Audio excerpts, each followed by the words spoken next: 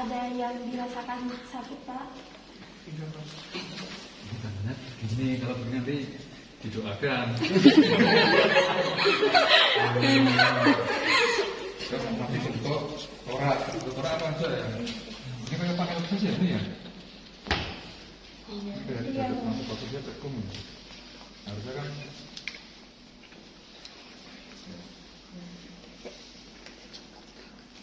ini kan termasuk sebagai panel khusus. Jadi dia kena menekan organ. Jadi ada pijatnya ada nggak? Pijat ada burung? Tidak ada. Tidak ada. Tapi panel khusus kayaknya sedikit ya ini ya, sedikit panel khusus ya. Kemudian satunya apa? Barrel jas nggak ada. Tapi kayak seperti panel jas dan normalnya kan nggak seperti itu kayak kerja saya itu.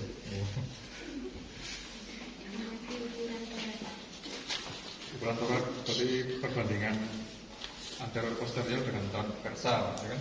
Kalau transversal itu yang mendatar, anterior posterior ini yang begini. Jadi boleh dibandingkan ini dengan di sini kan 2:1 harusnya tuh. 1, 2 dengan ini kan 1 berarti normal. Tapi kalau pada bayi itu perbandingannya sama 1:1. Kalau orang apa nih ya termasuk kalau dikatakan dewasa ini ya perbandingannya 2:1, 2 transversal, 1 anterior posterior. Nah, kalau misalnya pada orang dewasa seperti ini perbandingannya sama, anterior posterior dengan transversal itu sama, berarti kemungkinan dia mengalami perubahan struktur, ya. Disebut pasarnya namanya. Perbandingan rasio transversal dengan anterior posterior masih normal 1:2. Lanjut. Amati adanya ictus cordis, yaitu PMI. Ictus cordis itu apa tuh? Apa Lina? Ictus cordis itu Ictus cordis itu adalah denyutan ventrikel kiri yang bisa dirasakan atau dilihat di dinding dada. Ya, kita amati kalau seperti itu. Jadi ictus cordis itu di linea mid clavicularis sinistra, kemudian di ICS ke-5. ICS 5 itu di sekitar sini. Ya. Bu, apa gue? Jadane biasa wae, kenapa sih kok tersengal-sengal? Kenapa? Ingin takut. Dingin. Sebentar, lihat. Saya sudah sumuh tuh. Cordisnya. Nah, kalau kita mau palpasi ictus cordis, ya, kita posisikan tangan kita begini. Ya, jadi jempol kita di sternum, kemudian 2 jari atau 3 jari kita di bawah kosta ICS ke-5. Ya. Kita santai aja. Kayak tegang kamu. Ya. Jadi ictus cordis itu normalnya 1-2 cm persegi luasnya. Kalau lebih dari itu berarti ada pembesaran jantung. Kalau ictus cordis teraba melebar ke arah lateral itu berarti menjauhi sisi sumbu tubuh ke sana. Kalau median ke sini, sumbu tubuhnya kan ini. Kalau lateral berarti ke arah sana, ke arah luar, menjauhi sumbu tubuh. Kalau median berarti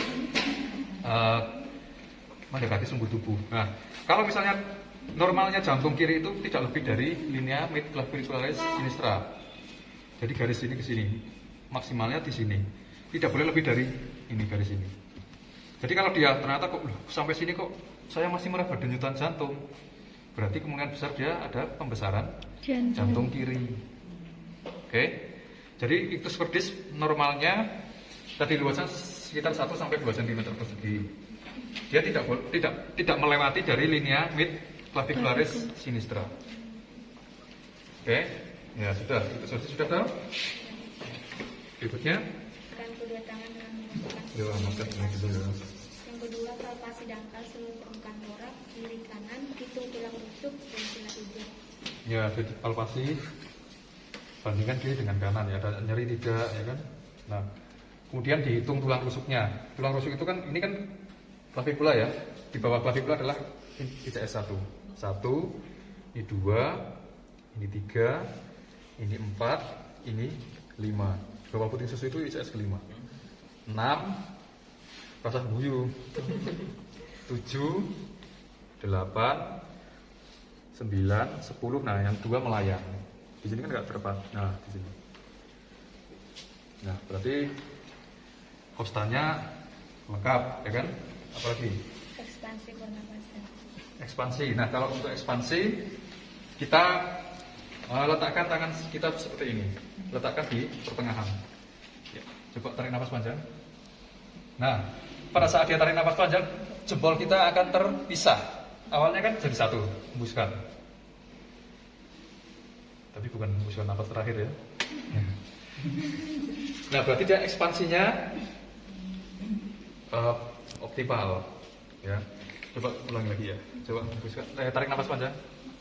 Nah, ya walaupun hanya berapa senti, nggak ada 1 senti ya, tapi dia ada perubahan jarak jempol saya. Hembuskan, hembuskan, oh, sudah hembuskan tuh. Ya, berarti optimal pengembangan parunya. Kemudian simetris kiri dengan kanan. Sambil kita sebelum palpasi mestinya tadi pada saat kita inspeksi bentuk torak, kita lihat, kita minta pasiennya untuk hembuskan, tarik nafas panjang. Hembuskan. Ya, kemudian kiri kanan dibandingkan sama atau tidak? Karena pada fraktur tulang iga yang namanya flail chest itu pada saat dia tarik nafas panjang atau tarik nafas harusnya kan dia mengembang, tapi dia malah masuk. Karena ada fraktur pada tulang iga di beberapa segmen, namanya flail chest. Jadi dia pada saat inspirasi harusnya dia mengembang, malah dia turun. Pada saat ekspirasi paru-parunya memuncup atau mengempis ya, dia malah naik. Itu namanya flail chest. Selanjutnya vokal fremitus. Vokal fremitus. Jadi kita minta pasiennya untuk mengucapkan 77. Kemudian kita letakkan tangan kita di sini. Diucapkan 77 tapi nganggo Z ya. 77. Ya. Kita bandingkan kiri dengan kanan.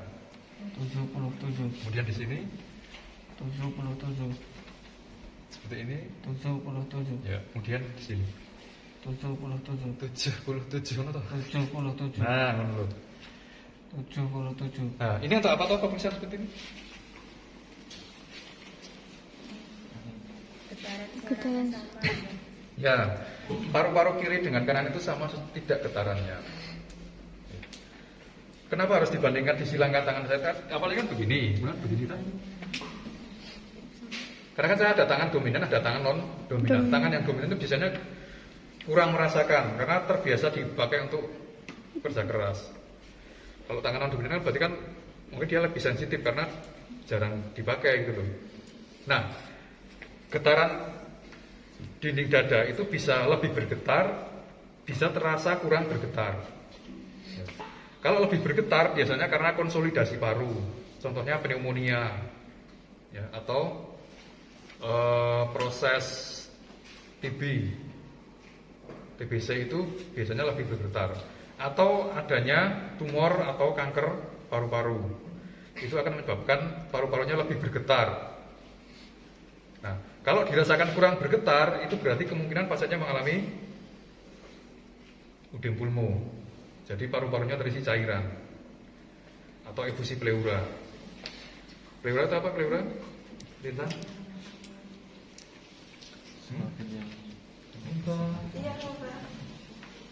Pleura itu apa pleura? Nanti nangis ya. Apalagi di syuting ya nanti wah di aniaya gitu Lintang ya. Pleura apa ya? Belen. Selaput yang melapisi paru-paru, ada visceral, ada parietal. Nah, antara visceral dan parietal itu ada cairannya normalnya memang, tapi tidak lebih dari sekitar, tidak lebih dari 50 cc. Tujuannya pada saat kita bernapas itu kan dia mengembang dan mengempis. Kalau nggak ada cairannya itu dia nyeri, jadi nyeri karena terjadi gesekan. Tapi kalau ada cairannya dia tidak nyeri. Nah, normalnya kurang dari 50 cc. Tetapi kalau pada pasien-pasien dengan pleuritis atau penyakit tumor di sekitarnya yang ada infiltrasi cairan, itu bisa terjadi efusi pleura. Caranya berlebihan. Nah, otomatis dia nggak bisa nafas. Ya. Dan cairan itu akan menghambat getaran, sehingga dia tidak kedinginan kamu. Hah? Lah kok bisa? Jadi pada saat kita taruh begini dia bilang 77 ini terasa kurang bergetar. Jadi bandingkan kiri dengan kanan itu sama atau tidak. Nah, sama itu juga dirasakan apakah lebih bergetar atau kurang bergetar.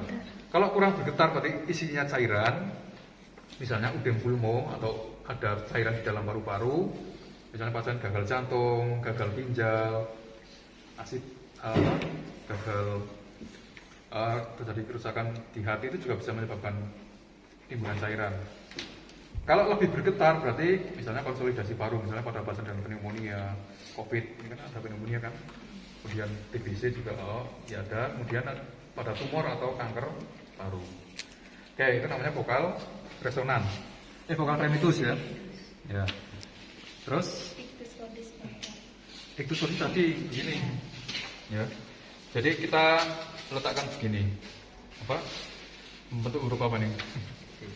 Pokoknya U-nya jempolnya di sternum, kemudian ini di ICS ke-5. Jari kedua, ketiga dan keempat. Kita rasakan. Ya, kalau orangnya terlalu gemuk atau maaf wanita itu kadang-kadang tidak teraba. Tapi kalau orangnya ini enggak terlalu kurus ya, sedengan ya. Itu biasanya teraba ini. Nah, kalau teraba mestinya tidak boleh lebih dari 2 cm persegi. Kalau teraba ke sana berarti lebih ke sana berarti ada pembesaran jantung, terutama ventrikel kiri. Itu sudah payudara. Payudara nggak usah dipapasi ya, nggak usah ya. Seperti kalau saya ya. Payudara itu kan ada cowok juga bisa terjadi pembesaran payudara atau namanya ginekomasti. Itu biasanya karena tumor atau karena kelainan hormon. Ya, jadi cowok pun juga bisa kena kanker payudara, jangan salah. Jadi kanker payudara itu tidak hanya menyerang pada wanita saja, tapi cowok juga bisa terkena kanker payudara. Nah, salah satu gejalanya adalah pembesaran payudara yang disebut dengan ginekomasti. Oke, cowok payudara sudah nggak usah ya. Sekarang apa? Hitung frekuensi denyut jantung bandingkan. Orang ini kan misalnya kita gunakan stetoskop kan, kita hitung frekuensinya di sini, kemudian pegang jari nadi radialis, dihitung sama tidak. Harusnya kan sini dengan sini sama frekuensinya. Nah, kalau di sini 96, tapi di sini hanya 94, berarti ada pulsus defisit. Jadi ada defisit kan kurang, ya kan? Jadi ada perbedaan antara denyut jantung dengan di sini. Apalagi? Jadi untuk perkusi itu kita lakukan perkusi dari sini dulu. Suaranya apa nih? Sonor ini. Ya, kita bandingkan kiri dengan kanan. Nah, ini sonor kan? Tapi ini buka nih, karena isinya jantung di sini. Ini sonor. Ini sudah buka nih.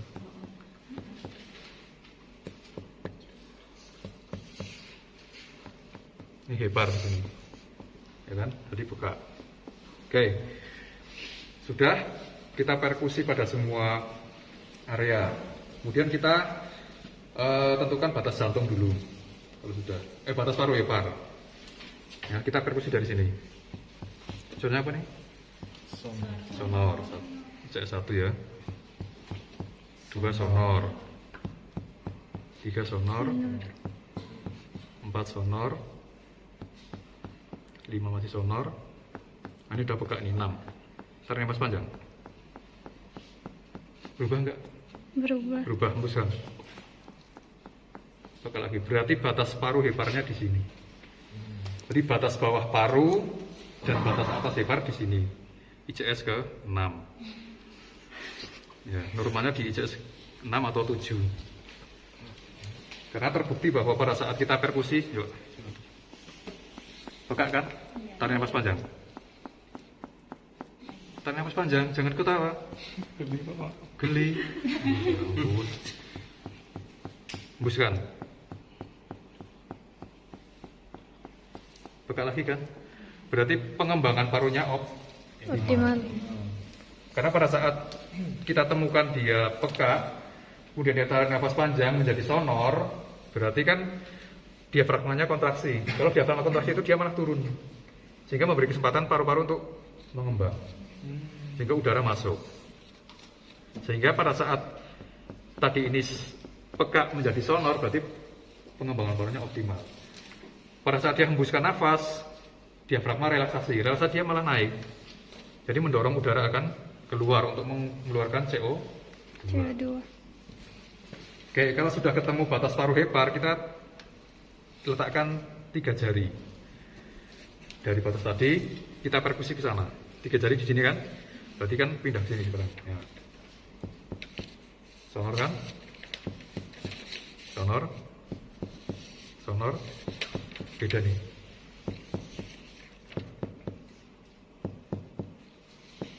Nih. Beda tuh nih. Berarti di sini berarti sesuatu yang peka, sesuatu yang padat. Nah, batas kanan jantung itu adalah di linea sternalis dextra. Jadi kalau kita gambarkan kan begini, maaf ya. Duh. Nah ini harusnya gini nih. Nah ini proses sifoideus tapi sampai ke sini. Maaf ini mas, turun ke sini karena dia agak tinggi. Nah batas jantung kanannya di sini, di linea sternalis dextra. Ini linea sternalis sinistra, ini mid sternalis. Oke, ini sudah ketemu batas kanannya di sini. Kemudian kita perkusi batas atas jantung. Kita perkusi dari sini, tapi jangan terlalu ke lateral ya, agak mendekati ke sini. Sonor ya, 1 ya. Sonor 2. Nah beda nggak ini dengan ini? Beda. Ini sudah peka ini. Berarti batas atas jantungnya di sini, ICS ke 3. Oke, kalau sudah kita langsung turun aja ke bawah ya. Ini 3 toh, ini 4. Peka kan? Nih. Ini peka 5. Nah ini sudah. Ini di bawah ini sudah lambung. Berarti bawahnya di sini. Nah ini, berarti batas bawahnya di sini, ICS ke 6. Nah sekarang kita tentukan batas kirinya. Batas kiri bisa ditentukan dari sini, dari tadi titik batas paruh hepar di kanan, kita tentukan 3 jari, kemudian kita perkusi ke sana. Peka kan ini? Beda tuh ini. Berarti batas kanan kirinya di sini. Linea mid clavicularis sinistra. Nah, kalau kita proyeksikan jantung kita kan kurang lebih segini. Nah, kan cocok tuh? Atau sebesar kepalan tangan dia. Ya, mengepal. Tapi susah. Nah. Kan ini. Kurang lebih segini besar jantungnya. Oke. Nah, kalau misalnya kok di sini sudah masih peka, ini kan sudah sonor nih, ya kan? Dibandingkan dengan ini.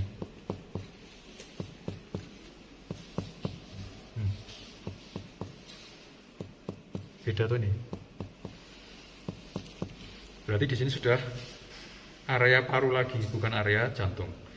Kalau dia melebihi garis ini, berarti dia sudah ada pembesaran Jantung. kiri atau left ventricle hypertrophy. Oke, perkusi sudah, terus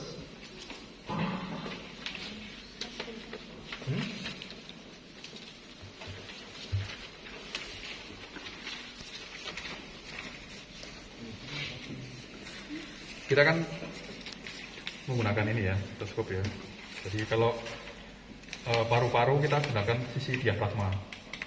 Tapi kalau misalnya nanti ada pembuluh darah, kita menggunakan pembuluh darah termasuk ada arus turbulen, kita menggunakan sisi bel. Bel itu yang ini diafragma. Ya, untuk auskultasinya kan di torak ini kan ada paru, ada jantung, jadi kita lakukan sekalian aja. Ya. Ya. Kita mulai dari sini untuk auskultasi torak ya. tarik nafas, hembuskan, bandingkan, ya. Tarik nafas, hembuskan, yuk.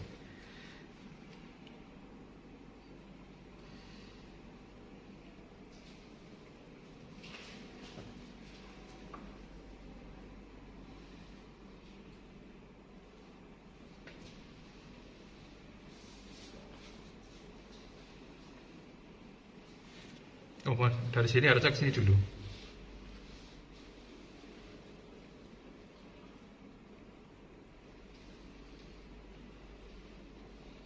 Ya, jadi untuk suara nafas itu kan ada vesikuler, ada bronkofesikuler sama bronkial. Kalau vesikuler itu harusnya normalnya hampir di semua lapang paru. Ya, kalau bronkofesikuler berarti di sini, ya. Di suprasternal nodes ya. Nah, yang bronkial di sini ya. Kalau di sini kok sudah ada suara bronkial, berarti dia ada masalah. Mungkin ada penyempitan pada saluran pernapasan, percabangan di bronkus. Jadi yang pertama kita lakukan pada semua area paru dulu. Kemudian kita bedakan antara vesikuler dengan bronkofesikuler. Kemudian ada suara, itu kan suara nafas ya, kan ada vesikuler, bronkofesikuler sama bronkial. Nah, sedangkan suara yang tambahan itu ada ronki. Ya, ronki itu dia seperti apa ya, cairan yang melewati celah yang sempit. Ya. Jadi pada saat kita dengarkan, ya, biasanya ronki itu kan, ronki ada ronki kering, ada ronki basah. Kalau hanya ronki berarti mengarah ke ronki kering. Tapi kalau ronki basah berarti, atau sering disebut juga dengan crackles atau rales. Ya. Jadi kalau ronki berarti ronki kering. Tapi kalau crackles atau rales berarti ronki basah. Atau kita menyebutnya ronki basah. Gitu kan? Nah, kalau ronki basah itu biasanya karena akumulasi cairan, misalnya udem pulmo, ya. Itu akan terdengar ronki basah. Gitu kan? Tapi kalau ronki saja berarti dia semacam dia ada sekret atau ada cairan yang melewati celah yang menyempit, sehingga suaranya juga akan lebih kasar dibandingkan dengan suara vesikuler. Nah, kalau ronki kita dengar ya sama, kita dengarkan di area mana, lobus mana yang terdengar ronki. Ya. Nah, kalau ronki basah itu juga biasanya kalau dia masih belum misalnya ronki basah itu biasanya terjadi pada pasien dengan gagal jantung. Kalau gagal jantungnya belum terlalu parah kan cairannya belum full ya, mungkin hanya di basal saja, di area bawah saja yang ada ronki. Tapi kalau sudah full ya berarti ya pasiennya sudah sesak napas sekali. Jadi dengarkan pada semua area paru, kita identifikasi apakah ada ronki, kemudian ada rales atau crackles yang ronki basah, kemudian ada wheezing atau tidak. Wheezing itu seperti bunyi ngik gitu ya. Jadi pada saat kita tempelkan di sini kok ada ngik gitu.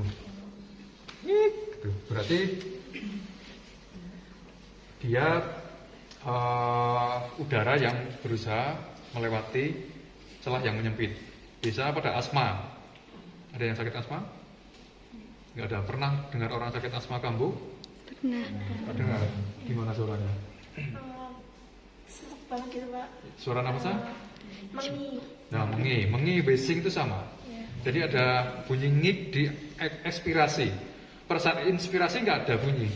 Tapi pada saat dia ekspirasi, jadi dia berusaha mengeluarkan udara, tetapi ada sumbatan. Nah, udara itu melewati celah yang sempit, sehingga seperti akhirnya bunyinya ngik gitu. Itu namanya wheezing atau mengi. Biasanya terjadi pada pasien dengan asma. Oke, sudah itu apa lagi? Jantung sekarang ya. Nah, itu juga berlaku di bagian belakang. Karena paru-paru kan sampai belakang sini. Sama, jadi mulai dari atas sini kemudian turun dibandingkan kiri dengan kanan. Tapi karena coba duduk aja. Kok panas badanmu? Nah, kalau yang ini di belakang itu di dalam, ini kan ada tulang skapula. Jadi jangan dengarkan di atas tulang skapula, tetapi di sisi dalam tulang skapula. Jadi dari sini pindahkan. Kok kamu panas banget sih? Kurang minum ya kamu ya? Iya. Hah? Jadi kita minta Panca tarik nafas panjang, hembuskan, pindahkan, bandingkan kiri dengan kanan. Sampai sini. Jadi ini kan ada tulang skapula, itu gambarannya kan seperti ini. Nah, jangan dengarkan di atas tulang skapula, tetapi di sebelah dalamnya tulang skapula. Oke, ya. Begitu juga pada saat tadi yang stabil frame itu juga sama, 77. 70. Ya, bandingkan. 77. Ya, 77. 77. 77. sorry, harusnya kan gimana ya, gini nggak apa-apa. 77. Ya, kita bandingkan kiri dengan kanan. Itu untuk stabil frame. Kemudian sekarang suara jantung ya. Silakan teduh kembali. Nah, suara jantung itu kan ada 4 katup yang kita dengarkan. Ya. Jadi ada katup aorta, mitral, tricuspidales sama pulmonal. Jadi di sini aorta, pulmonal, tricuspidales, ini mitral. Ya, jadi di ICS kedua.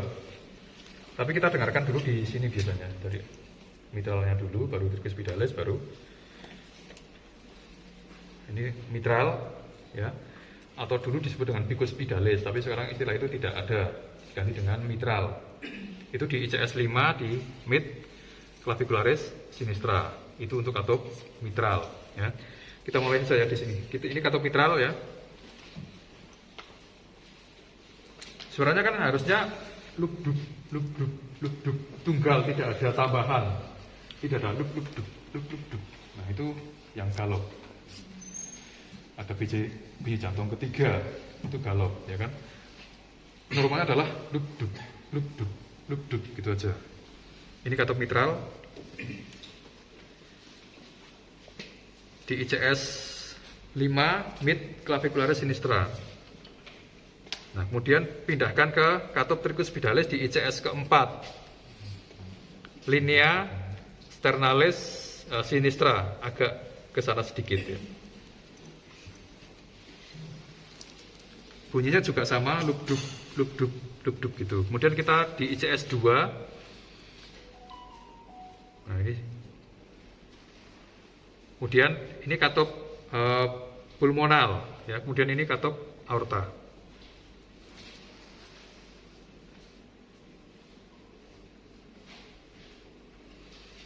Jadi setidaknya ada 4 titik. Jadi mitral, tricuspidales, kemudian pulmonal, sini aorta.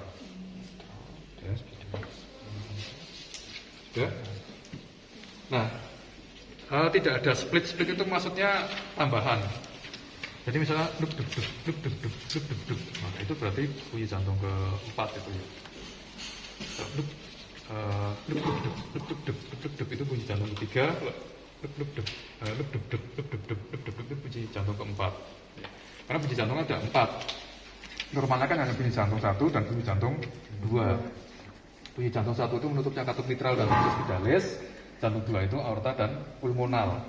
Jadi berpasangan, aorta dengan tricuspidales itu bersamaan nutupnya. Sementara pulmonal dengan aorta juga berpasangan nutupnya. Jadi suara jantung itu bunyi jantung 1 itu menutupnya katup mitral dan tricuspidales, bunyi jantung 2 aorta dengan pulmonal. Nah, bunyi jantung 3 itu dia terjadi karena apa ya? Keterlambatan. Jadi malah pengisian cepat dari ventricle ya, atau ventricle rapid filling itu menimbulkan bunyi jantung ketiga. Yang keempat itu biasanya karena kontraksi atrium yang berlebihan, karena dia harus melawan tegangan ventricle yang meningkat. Bunyi jantung 4 itu akibat kontraksi atrium yang berlebihan. Kalau bunyi jantung 3 biasanya karena pengisian cepat ventricle atau ventricle filling, rapid ventricle filling. Biasanya pada pasien-pasien dengan dekompensasi kordis atau gatal jantung itu biasanya bunyi jantung ketiga. berikutnya apa? Sudah ya? Hah? Toraks sudah berarti ya? Toraks itu kan mencakup jantung dan paru-paru dan organ di atasnya. Sekarang, oh ya, kalau JVP itu masuk toraks sebenarnya. JVP itu apa toh? Jugularis venous pressure. Jadi ini harusnya elevasi 30 sampai 45 derajat. Sorry. Karena nggak bisa ini bisa ini. Bisa. Bentar. Oke. Kita tekan nadi di sini. Muncul toh? Ya, kita lepaskan, hilang kan? Kalau kita tekan kan dia muncul. Nah, berarti ini adalah vena jugularis externa. Ya. Kemudian kalau sudah ditekan di supraclavicula, ini kan clavicula. Supra berarti di atasnya. Ya.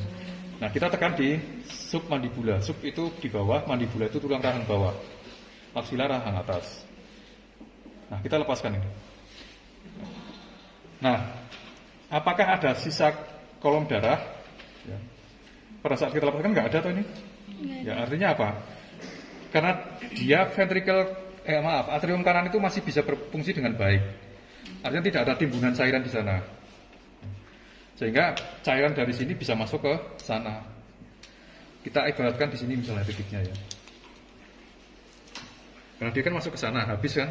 Nah, kita ukur ininya menggunakan penggaris. Nah, satu membentuk bidang horizontal terhadap angulus ludovisi. Angulus ludovisi itu adalah batas antara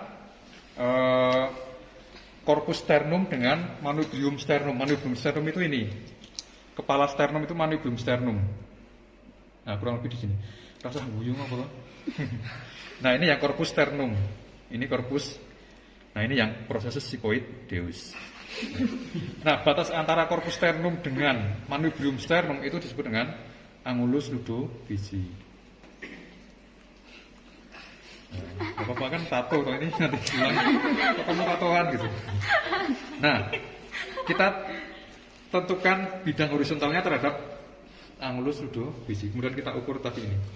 Ini harusnya transparan supaya bisa kelihatan. Nah, ini kan nggak bisa. Nah, ini kan berarti berapa tadi? 2 ya. Ya kan? Dari 40, 39, 28 kan 2 toh? Iya. Nah, berarti hasilnya adalah 5 minus 2 cm H2O. Normalnya JVP itu adalah 5 plus minus 2 cm H2O. Kalau misalnya ya, ini seandainya kita tekan, kelihatan nggak? Tekan di sini, ini dilepaskan. Seandainya ini, tapi ternyata pada saat kita lepaskan semuanya, ini masih seperti ini. Berarti kolom darah terakhir kan sampai sini, ya kan? Nah, berarti ini pasti sudah plus hasilnya. Jadi kalau seperti itu hasilnya, kita begini. Ini kan angulus ludovisi kan. Nah, ini kita ukur begini. Berapa itu? 5 cm kan? Ya toh? Nah, ini sudah datar belum itu? Seginilah ya. 4 ya. Nah, berarti 5 plus 4 cm H2O. Karena sudah pasti ini di atas bidang horizontal. Bidang horizontalnya kan ini. Karena titiknya di sini berarti kan sudah pasti di atas bidang horizontal. Kalau karena itu ukurnya begini. Ini yang di sini, ini yang begini. Ini kalau di atas bidang horizontal. Berarti 5 plus 4 cm H2O normal enggak? 5 plus 4 cm H2O normal enggak? Tidak normal. Normalnya adalah 5 plus minus. Jadi boleh plus, boleh minus. Tapi batasnya adalah 2 cm. 5 plus 2 berarti berapa? 7. 5 minus 3, 5 minus 2, 3. Berarti memang JVP itu normalnya adalah rentang di 3 sampai dengan 7. Tapi nanti hasilnya jangan tuliskan 7 atau 3 atau berapa, tapi 5 plus atau 5 minus. Itu ya, ini untuk JVP. Jadi yang pertama kita posisikan ini 30 derajat, ini agak meleng ke sana supaya kelihatan. Kalau dia agak meleng, susah kita tekan. Ditekan di sini supraclavicula, ini langsung. Nah, pada orang-orang dengan gangguan jantung yang pernah saya amati ya, itu dia ada lubang di antara ventricle. ventrikel atau septal saya lupa. Jadi maaf, ventrikel atau atrium saya lupa. Jadi normalnya kan tidak ada lubang di situ. Kalau bayi normal, karena sirkulasi ibu dengan bayi masih jadi satu, sehingga memang harus ada lubang namanya foramen oval. Tapi begitu dia lahir, nangis, itu bayi akan menutup foramen ovalnya. Nah, kalau tidak menutup itu disebut dengan ASD, atrial septal defect. Jadi ada lubang antara atrium kiri dan atrium kanan. Nah, itu lubangnya bisa sampai, yang pernah saya jumpai yang terbesar itu 4,2 cm. Berarti lubangnya cukup besar. Bayangkan di antara atrium kiri kanan itu ada lubang sebesar itu. Pasti darah itu akan kembali. Darahnya sudah mengalami pertukaran gas, dia masuk ventrikel kiri, atrium kiri. Karena tekanannya di atrium kiri lebih besar dari ventrikel atrium kanan, dia akan kembali ke sana. Sebaliknya darah dari atrium kanan, di mana dia miskin oksigen, karena dia dari seluruh tubuh, dia akan masuk ke ventrikel, ke atrium kiri, sehingga darah bercampur.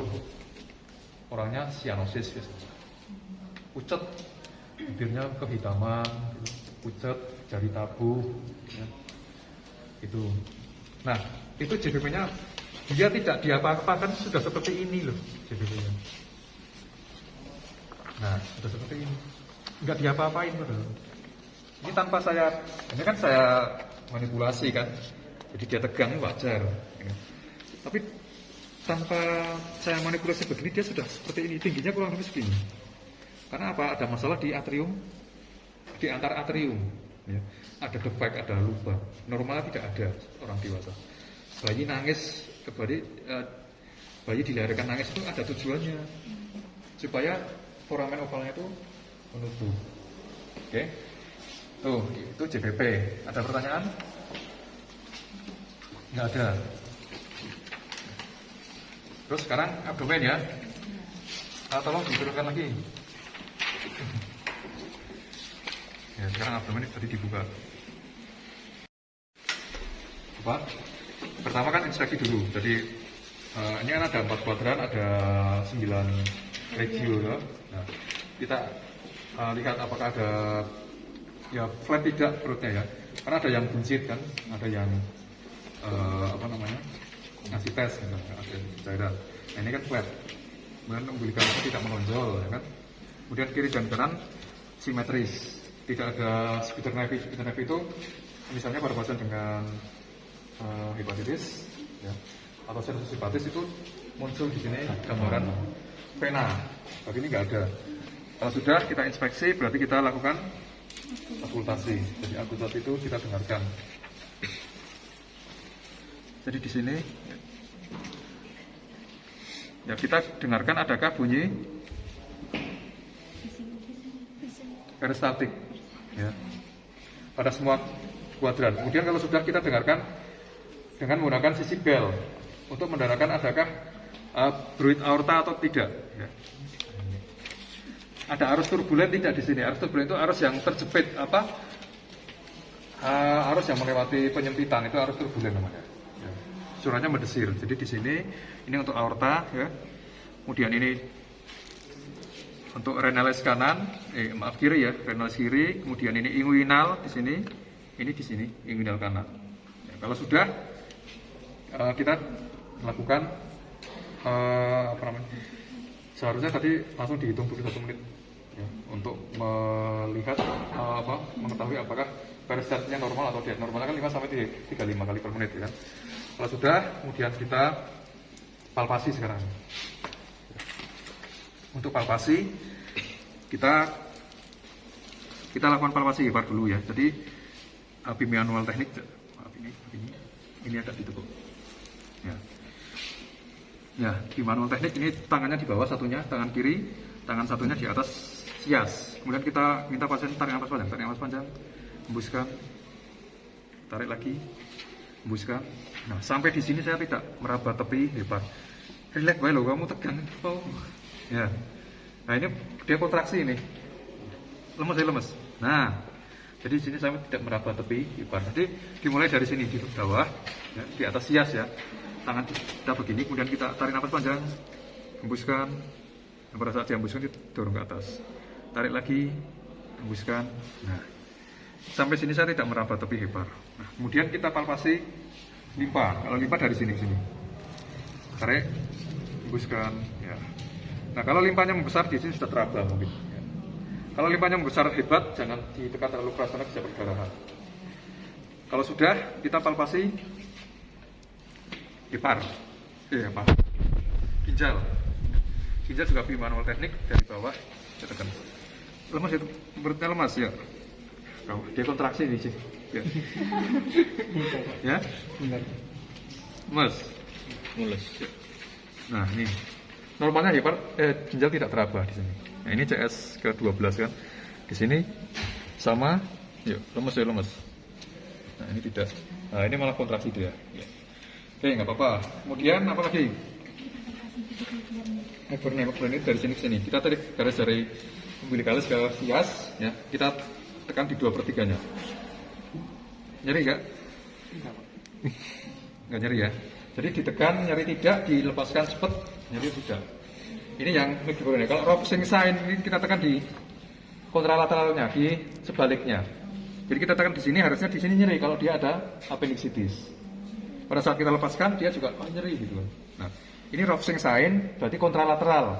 Berarti di sebelah kanan, sebelah kiri, karena APP kan di sini. APP di sini.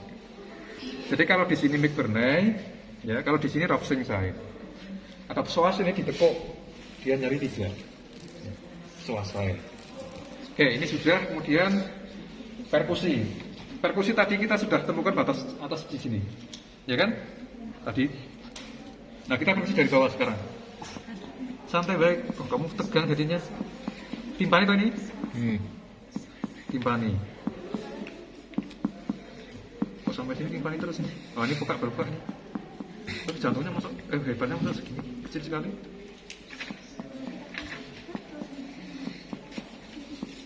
Timpani nih. Timpani. Timpani kan deh. Hebatmu mana? Ini baru di sini. Definisi berarti kecil. Harusnya di sini sudah peka nih harusnya. Ini kok. Jadi hebarmu kemana hebarmu? Ya.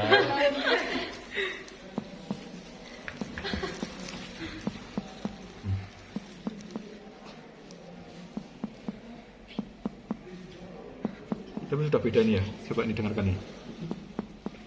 Lemes saja lemes, kamu dikontraksi terus aja utangnya. Lemes.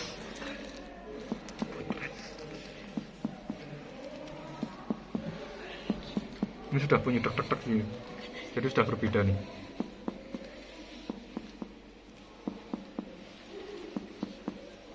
Kurang lebih di sini ya. Nah, kita ukur di sini sekarang. Ini normalnya di sini harusnya 6 sampai 8 cm. 12 sampai 14 cm. Nah, ini 10 cm berarti berapa? Oh, sekitar 11 ya, 11 cm berarti ya boleh dikatakan normal lah, atau tidak ada pembesaran. Tapi kalau di sini sudah peka, nah berarti di sini sudah hepar kan? Berarti sudah ada pembesaran hepar. Kemudian apa lagi? Asites. Jadi asites itu ini kan nggak ada asites, jadi nggak ini apa? Nggak kelihatan. Tadi kalau misalnya perutnya buncit, nah kita perkusi dari sini. Timpani harusnya toh, cairan itu peka harusnya. Di sini misalnya sudah peka, kita tandain. Nah, timpani, oh peka, karena di sini cairan, kita tandain. Ini juga di sini peka, kita tandain. Nah, demikian pula ke sini. Oh sudah peka di sini, berarti cairan ngomong di sini. Karena cairan kan berarti kalau dia telentang begini dia akan ke sini toh. Di sini kosong. Nah ini juga begini, sama. Nah sekarang dia posisinya kan begini. Ini kosong karena cairan akan terdistribusi ke samping. Kita miringkan pasiennya boleh ke sana dulu atau ke sini juga boleh. Sekarang miring ke sana. Nah pada saat dia miring ke sana, cairan yang di sini kan pindah ke sana. Harusnya di sini jadinya timpani, ya kan? Nah, ini timpani. Oh, di sana sudah peka. Oh, berarti memang betul itu cairan yang berpindah. Ini disebut dengan shifting dullness. Ya. Pada saat untuk asites itu shifting itu kan berpindah atau bergeser. Dullness itu ya suara yang redup atau peka. Nah, kalau dia bergeser, berpindah berarti atau perubahan, itu berarti namanya shifting dullness. Itu untuk mengidentifikasi pasiennya dullness, tulisannya DULLNESS. Redup ya atau peka. Jadi karena cairan kan peka atau redup. Begitu. Jadi awalnya telentang, diperkusi dari median ke lateral. Temukan suara dari timpani ke dullness atau peka. Kalau sudah diberi tanda toh, ke sini juga iya karena cairan kan terdistribusi ke sini, ke kanan dan kiri pada saat dia telentang. Nah, begitu dia miring ke sana, yang di sini awalnya cairan, dia miring kan pindah ke sana semua. Yang tadinya di sini peka jadi timpani. Begitu. Itu namanya shifting dullness. Ada gambaran kan? Ya. Terus apa lagi? Hah? Perkusi ginjal. Kalau perkusi ginjal kita minta pasiennya untuk duduk membelakangi kita. Duduk arah ke sana, Mas. Oh, torono. Nah. Oke. Nah, kita letakkan jari tangan kita di sini. Ini apa namanya? Costa ke-12 atau Argus Costa ya, betul. Kita perkusi. Sakit, Mas? Enggak. Sakit enggak? Enggak. Kita yang sebelah ini. Sakit? Sakit? Enggak. Nah, kalau misalnya dia ada batu ginjal pada saat kita pukul begini, dia di dalam kan bergetar, bergerak. Nah, gerakan itu dia akan menyebabkan rasa nyeri karena mukosa yang kena batu pasti kan nyeri, bisa apa? Kan batu ginjal itu tidak mulus gitu loh. Ada yang runcing-runcing. Nah, dipukul begini kan ada getaran. Nah, itu menyebabkan nyeri pada ginjal. Ini perkusi ginjal. Oke, sudah ya.